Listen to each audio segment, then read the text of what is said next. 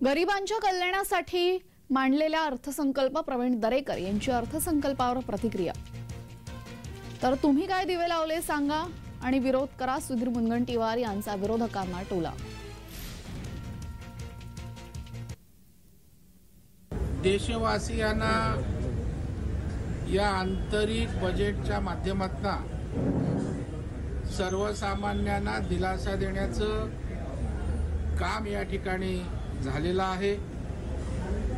आपण बघाल, मोदी साहेबांचा जो आग्रह असतो गरिबाच्या कल्याणासाठी काम करणं, त्याचं प्रत्यंतर या अर्थसंकल्पातनं पुन्हा एकदा अधोरेखित झालेलं आहे।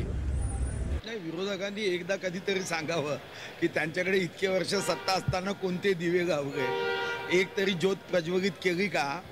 आता साधारणतः 11,60,00,000 शेतकऱ्यांच्या खात्यामध्ये डायरेक्ट बेनिफिशियरी ट्रान्सफर होत आहे, याची माहिती आहे का?